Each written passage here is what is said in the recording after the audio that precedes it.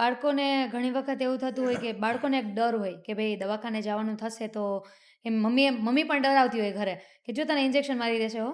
તો અહીંયા આવીને જે બાળકો હોય છે એને ઘણી વખત આવા પથરીના પ્રશ્નો થતા હોય છે, ત્યારે નાનપણથી જ પથરીના પ્રશ્નને લઈને, એ બીમારીને લઈને ભવિષ્યમાં એમના શરીરમાં કોઈ પણ સારવાર કરવી પડે કે કોઈ પણ બીમારી થવાના કોઈ પણ એવા ચાન્સીસ ખરા?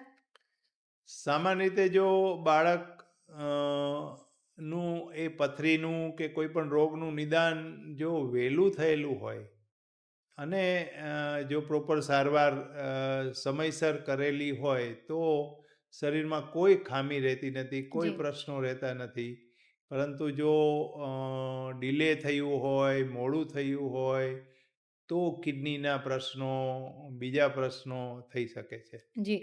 અને બાળકોને પણ ઘણી વખત એવું થતું હોય છે કે પેશાબમાં બળતરા થવાના પ્રશ્નો હોય છે કે એવા ઘણી બધી વસ્તુ, તો આનો ઈલાજ શું, આનું સારવાર શું છે અને એને શું વસ્તુનું ધ્યાન રાખવું જોઈએ? એટલે ખાસ કરીને